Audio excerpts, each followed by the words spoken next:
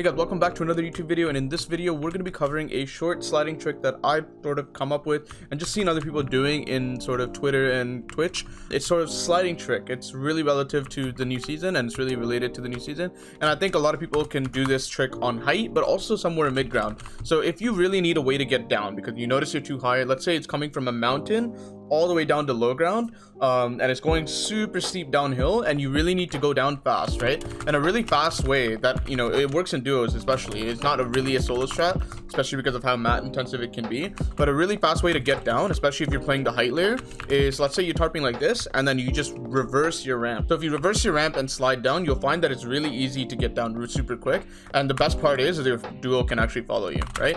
And then you can continue whenever you want. But if it's going super downhill, right, you just do this, and it's really nice because your duo can completely follow you. It's an easy way to get down from a build fight, maybe mid game or whatnot. And also just the most practical example that I can think of when you want to use this is end game, right? If you're playing height and you really want to connect or tarp in front of you and you don't want a waterfall for whatever reason, this is an easy way. It's actually faster, right? I'm sure you've noticed in game when you slide down hills, you actually move horizontally faster, you make greater distance faster. So it's really nice for you to actually try this and, you know, implement it yourself. Something else I think a lot of people don't recognize is you can do this in regular tarps too, right? You can do downward tunnels like this and then move on, and once you place a floor or once you jump, you'll cancel your slide and it'll be good from there. Actually, I think one thing that a lot of people are not, you know, thinking of is just tunneling, like sliding while tunneling, and I think a lot of people will get used to this, right?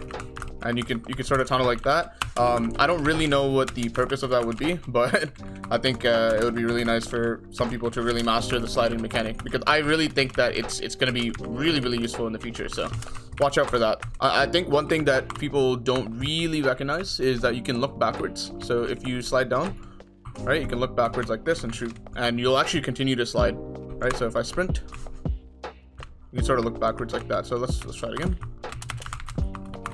So again, we'll try it again. So if you slide down, you can slower look backwards here, right? If you need to, if someone's chasing you or whatnot, you can totally do that.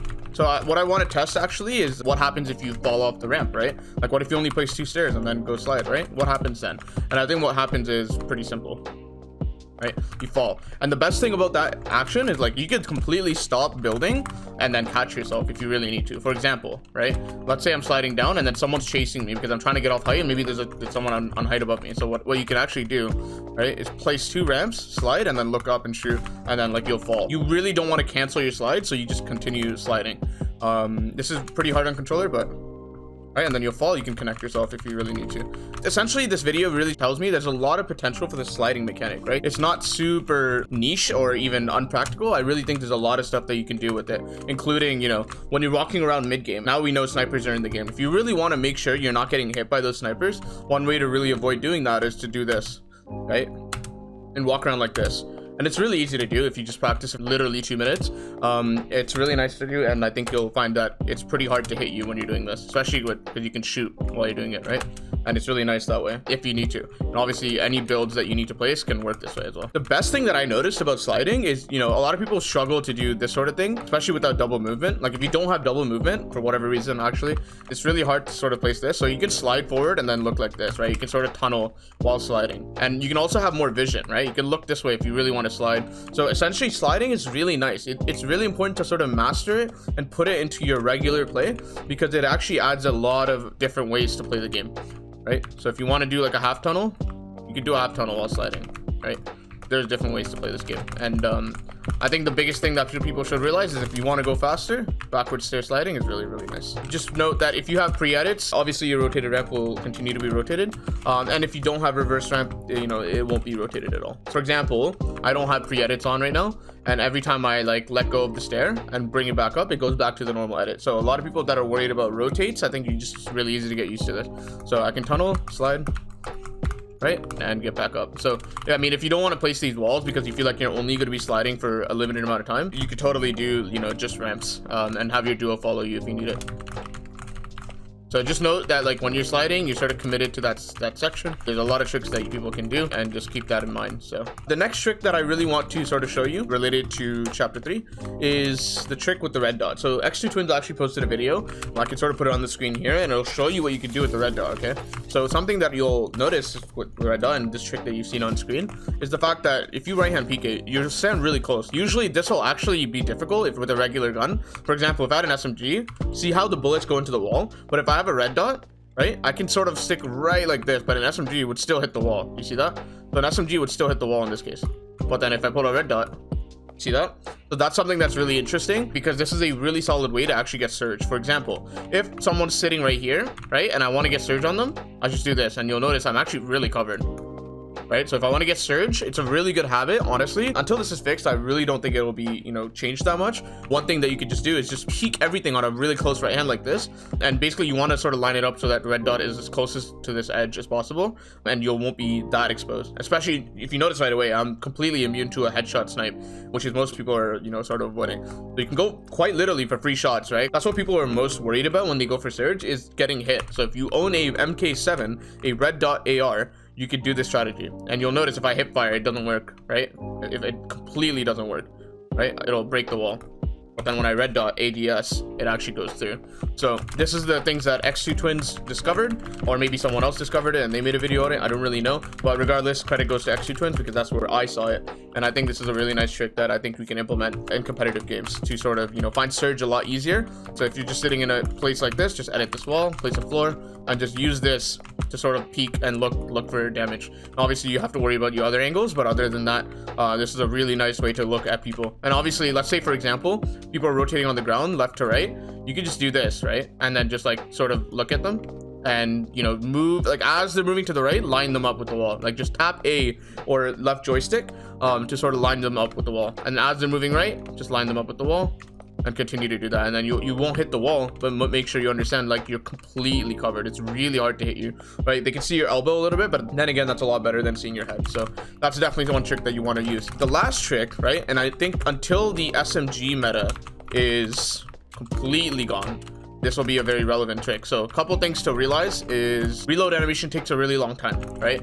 So while some people may think that you can only hold, SMG and pump and get away with it, I think that is difficult if you're gonna want to fight. I think if you're just going to endgame, I think you can make do with it. But like, for example, if you're holding just this pump and an SMG and you try to kill 2 people with it, it's really difficult. And that's not that easy to do. So definitely watch out with your ammo count, because you'll notice, for example, if I reload, look how late the number at the bottom, right? If you look at the number at the bottom, 25 and then 30. It's super late compared to the reload animation, whereas guns in the previous season didn't have this problem. And you'll notice it's the same with the MK7, right? Watch the animation. Then watch the number in the bottom right. Super late, right? The animations are a lot longer. So for example, if you're taking a fight and you listen, right, for the SMG shots and the AR shots, and they only have the pump left, you'll notice like the pump actually sucks. Like it's not that good, right? So if you notice that they're out of AR and SMG, previous seasons you couldn't really jump in and take the fight, but in this season, if you're full HP and they've been spraying at your wall and you're just holding and holding and holding, and then you notice they're out of ammo, go for a play, right? Go for a play on them, because I think you'll notice without AR ammo or SMG ammo in their gun, which again has a really long reload animation, it'll be really hard for them to fight you, especially with just this, right? This thing is so slow, incredibly slow. And even the other gun, right, even the other shotguns actually hits for 20 only. So this SMG meta is completely relevant. It's very important to learn it and sort of take tactics that sort of help you in that aspect. So that's basically it, guys. Those are some tips that you can use for chapter 3. Obviously SMG meta is super annoying. Maybe Epic decides to tweak it a little bit, but if this is the same, right, the last trick that I told you is very, very important, right? Especially in solos, especially when you have in a 1v1 situation, track their ammo, right? Track their ammo really, really well, because if they have to reload and you feel like they didn't have the time to, like, you just jump out at them. You'll find yourself to be really, really successful if you can sort of absorb the damage coming at you and then run out at them after you feel like they have to reload, right?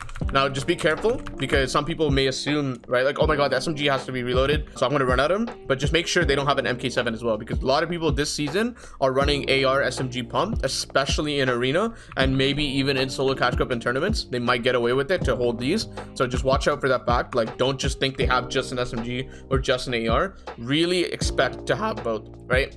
Unless they show you some evidence that they don't have both, don't make that assumption. It's easy to get trapped if you're trying to use this trick.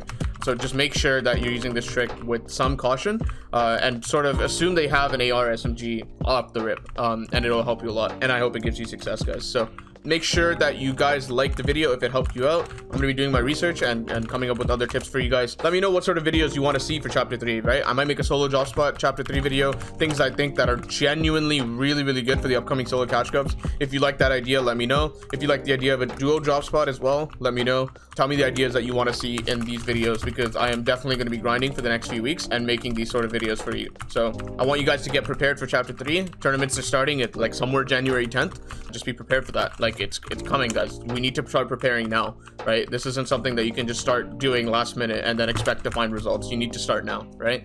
With that, I wish you guys all luck in arena, and I'll see you guys in the next video. Peace.